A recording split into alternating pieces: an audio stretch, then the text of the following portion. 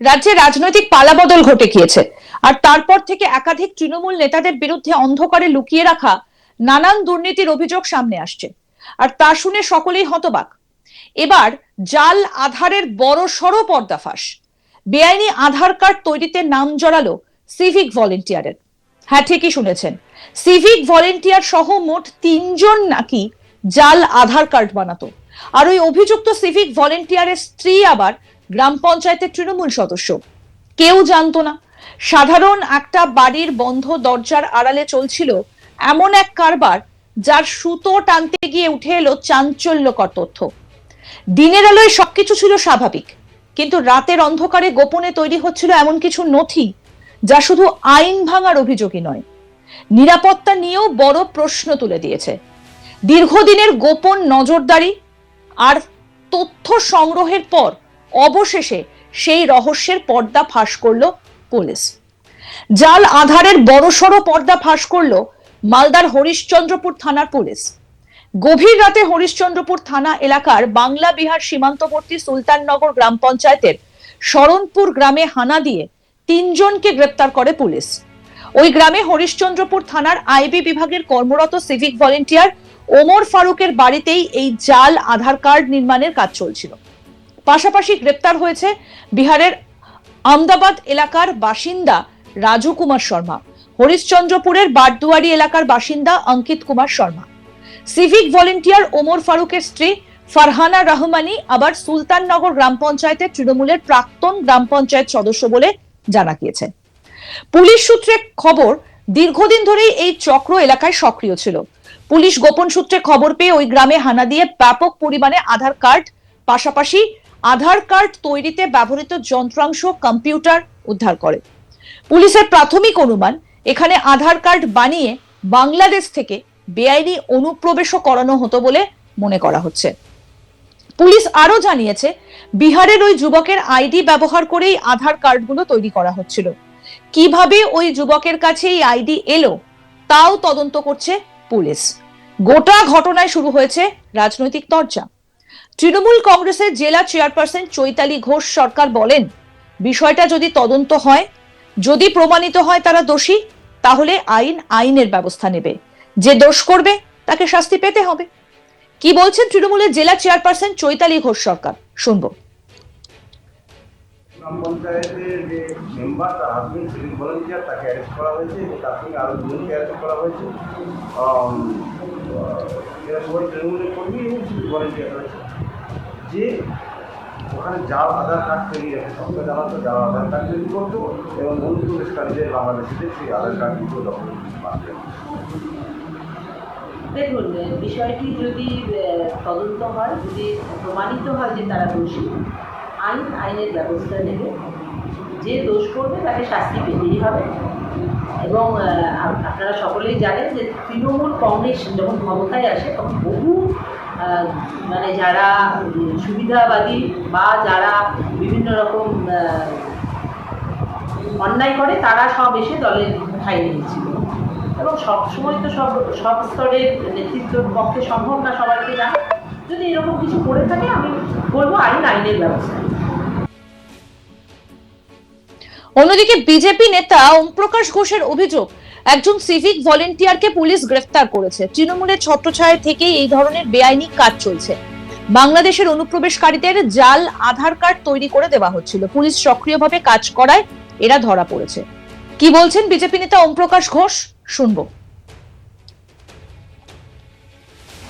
শুনতে পেয়েছি, সংবাদ মাধ্যমে শুনতে পেয়েছি কি এক সিভিক ভলেন্টিয়ারকে মানে জাল আধার কার্ডের ওকে ধরেছে, গ্রেপ্তার করেছে আমাদের পুলিশ প্রশাসন।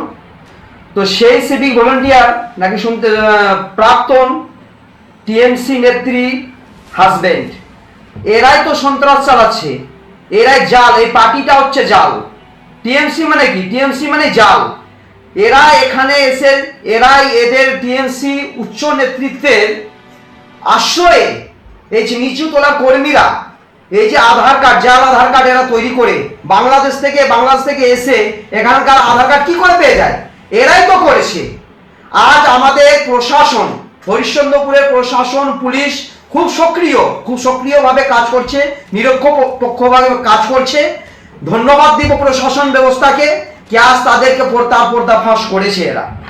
আমাদের মুখ্যমন্ত্রী শুভেন্দু অধিকারী মহাশয় পরিষ্কার ভাষাতে জানিয়ে দিয়েছে, ভয় আউট ভরসা ইন। আমাদের পুলিশ প্রশাসনও তাই, প্রশাসনও ভয় থেকে মুক্ত হয়েছে। যে সন্ত্রাস চালাতো টিএমসিরা, ভয় দেখিয়ে জোর জবরদস্তি কোনো কাজ করে দেওয়া, ইনলিগাল কাজ করা, আজ আমাদের প্রশাসন সেদিক থেকে ভয়মুক্ত, ভরসা ইন হয়েছে। আর সেই পরিপ্রেক্ষিতে আমাদের পুলিশ প্রশাসন কাজ করে যাচ্ছে ফ্রি হ্যান্ড। ধৃত 3 অভিযুক্তকে চাঁচল মহকুমা আদালতে তোলা হবে। তাদের পুলিশি হেফাজতে নিয়ে জিজ্ঞাসাবাদের আবেদন জানানো হবে বলে জানিয়েছে হরিশ্চন্দ্রপুর থানার পুলিশ। জাল আধার চক্রের পেছনে আরো বড় কোনো নেটওয়ার্ক রয়েছে কিনা এখন সেই উত্তর খুঁজতেই তদন্তে নেমেছেন গোয়েন্দারা। আমাদের প্রতিনিধি মিল্টন পাল কি প্রতিবেদন তুলে ধরেছেন দেখবো এবার। মালদার হরিশ্চন্দ্রপুর থানার বাংলা বিহার সীমান্তবর্তী এলাকা, সেই এলাকায় গোপন সূত্রে খবর পেয়ে পুলিশ অভিযান চালায়। সেই অভিযান চালিয়ে সেখানে অবৈধভাবে আধার কার্ড তৈরির অভিযোগে 3 ব্যক্তিকে গ্রেপ্তার করা হয়েছে, যার মধ্যে একজন সিভিক ভলেন্টিয়ার রয়েছে। সেই সিভিক ভলেন্টিয়ার যে পুলিশের যে গোয়েন্দা শাখা, সেই গোয়েন্দা শাখার দপ্তরেই কর্মরত ছিলেন বর্তমানে। আর বাকি যে 2 জনকে গ্রেপ্তার করা হয়েছে তারা 2 জনই বিহারের বাসিন্দা।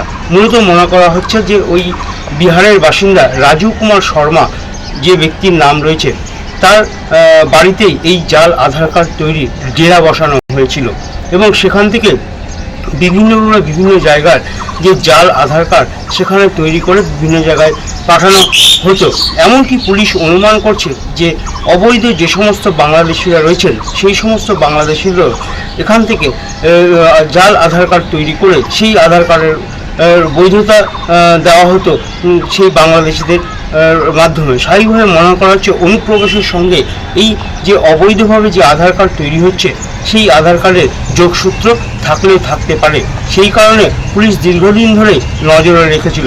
এরপরে এদিন গোপন সূত্রে খবর পেয়ে হরিশ্চন্দ্রপুর থানার বিশাল পুলিশ বাহিনী প্রথমে বাংলা বিহার সীমান্তবর্তী যে গ্রাম রয়েছে সুলতাননগর গ্রাম পঞ্চায়েত, সেই গ্রাম এলাকায় শরণাপুর গ্রাম, সেই গ্রামে অভিযান চালায়। সেখানে দেখা যায় যে এই রাজু কুমার শর্মার বাড়ি রয়েছে এবং সেই বাড়িতেই মূলত এই ডেরা বসানো হয়েছিল। পরবর্তীতে সেখানে অভিযান চালিয়ে এক সিভিক ভলেন্টিয়ার ওমর ফারুক এবং পাশাপাশি আরও একজনকে অঙ্কিত কুমার শর্মা নামে আরও এক ব্যক্তিকে গ্রেপ্তার করা হয়। মূলত এইখানে ডেরা বসিয়ে ডেরা করে এই আধার কার্ড তৈরি করা হচ্ছিল। তবে কী কারণে এই আধার কার্ড তৈরি করা হচ্ছিল সেটা তদন্ত যেরকম পুলিশ শুরু করেছে, পাশাপাশি যে এই আধার কার্ড বা এই অবৈধ কার্ডগুলো তারা কোথা থেকে নিয়ে এসেছিল, কোথা থেকে সংগ্রহ করেছিল বা কাকে প্রেরণ করতে বা কাকে দেওয়া হতো সমস্তটাই তদন্ত শুরু করেছে। এমনকি সেখান থেকে উদ্ধার করা হয়েছে কম্পিউটার সহ যা অবৈধভাবে আধার কার্ড তৈরির যে সমস্ত মেশিন রয়েছে সেই সমস্ত মেশিন তারা সেখান থেকে বাজেয়াপ্ত করেছে পুলিশ। পাশাপাশি পুলিশ মনে করছে যে এই ঘটনার সঙ্গে আরও কেউ জড়িত থাকতে পারে, সেই কারণে তাদেরকে পুলিশি হেফাজতে নিয়ে গোটা ঘটনার তদন্ত শুরু করেছে। ইতিমধ্যেই দেখা গেছে যে এই অনুপ্রবেশকারী নিয়ে রাজ্য রাজনীতিতে তোলপাড় হয়ে রয়েছে। কেননা যে বর্তমানে যে নতুন সরকার রয়েছে সেই সরকার প্রথম থেকেই বলে এসেছিল যে অনুপ্রবেশের ফলে এখানে যে সমস্ত ভুয়ো ভোটার বা ভুয়ো আধার কার্ড তৈরি করছে তাদের আনাগোনা বেড়ে চলেছিল।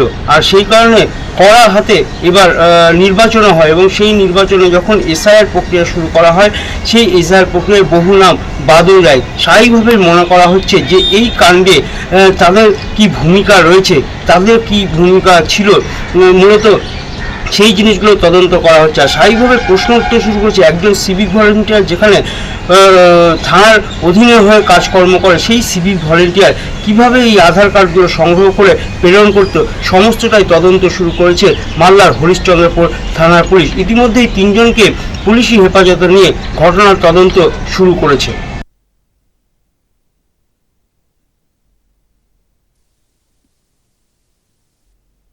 আরো আপডেট পেতে দেখতে থাকুন আজ তাক বাংলা, সাবস্ক্রাইব করুন।